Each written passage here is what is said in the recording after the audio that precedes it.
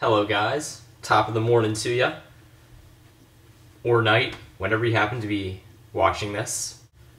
As you can see, we're still in the unpacking phase, so please excuse the room being in disarray, but that's besides the point.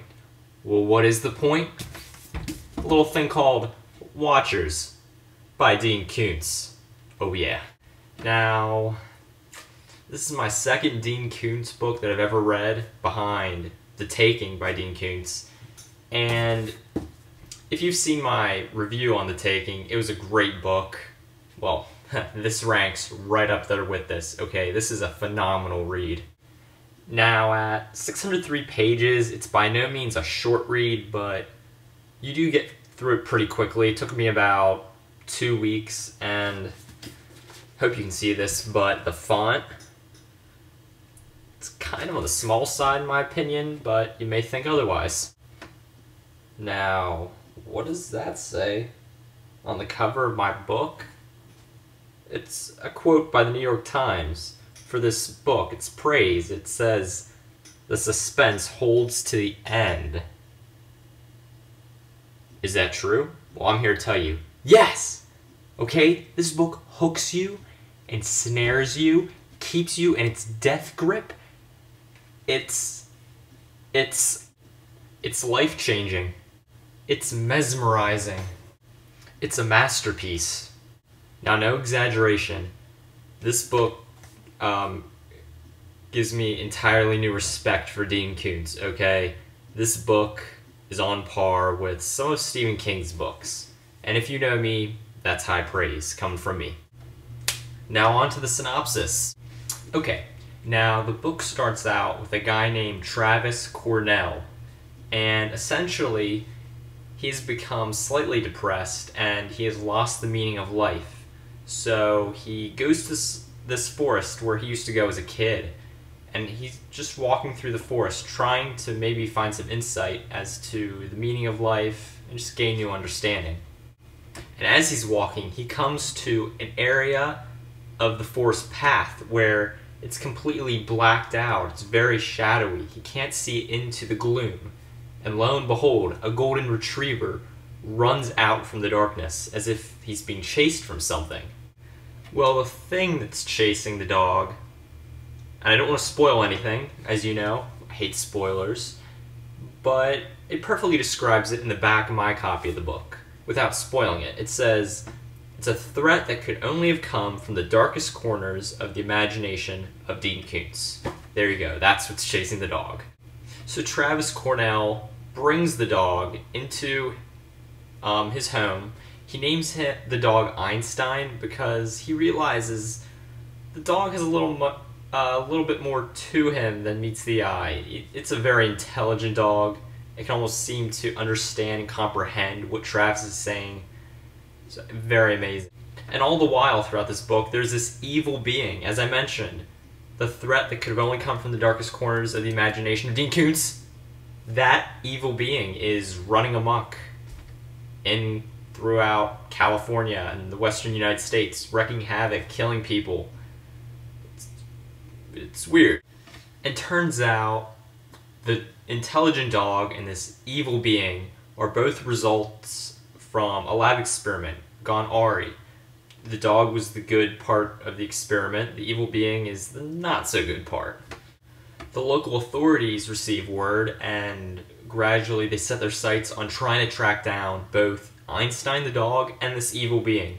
Because according to them, whoever has Einstein and has Einstein in their house, they're in as much trouble as the dog, because there's this evil being, which you don't know why, chasing down this dog. And the story also follows the lines of other people and their stories. For instance, it follows a lady named Nora, and Nora's mother died, so Nora's living alone in this gloomy house, and essentially Nora's mom was very dominating, very strict, didn't let Nora do much at all, so Nora has lived a very sheltered life, and she just finds the idea of, going out in public, she finds that to be scary. She's that sheltered. And basically Nora is being hunted upon, preyed upon by this guy named Art Streck. Art, A-R-T, Streck. He was first coming to Nora's house to fix the television set, but it turns out he's preying on her.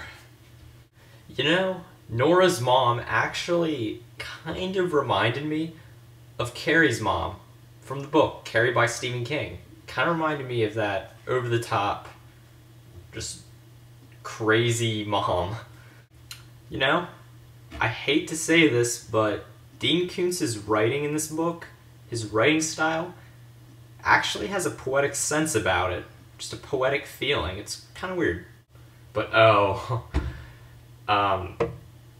Dean Koontz made it work, and without hesitation, I have to say this is my favorite Dean Koontz book that I've read so far. It's not saying much considering this is only my second Dean Koontz book, but high hopes, man.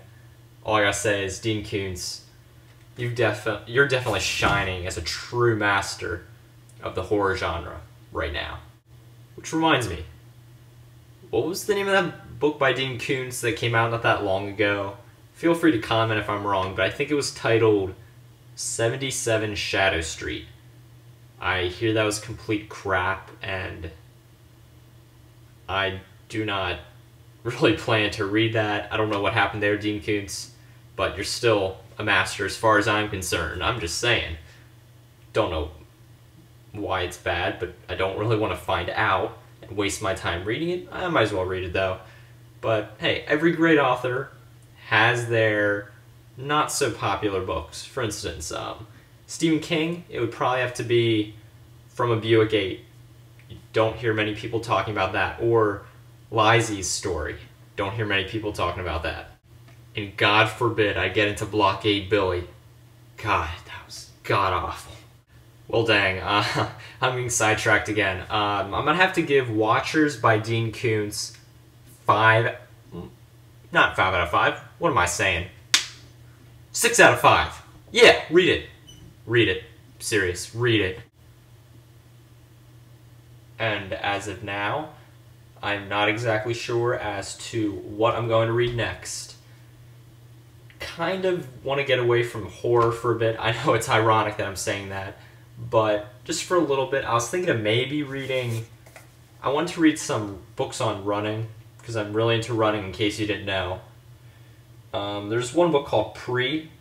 It's a story of America's greatest running legend, Steve Prefontaine. It's a book by Tom Jordan. I was thinking of maybe reading that next. And then there's always The Perfection Point by John Brankus. It's a story... Well, it's basically a book that predicts the fastest man, the highest jump, and the limits of athletic performance. I've read it once. I may reread it and get a review up to you all. And if I decide to go back to Stephen King next, I may go to Skeleton Crew, reread that, and get a review up to you all. Read some of his, more of his short stories. So thanks for watching. Please rate, comment, and subscribe.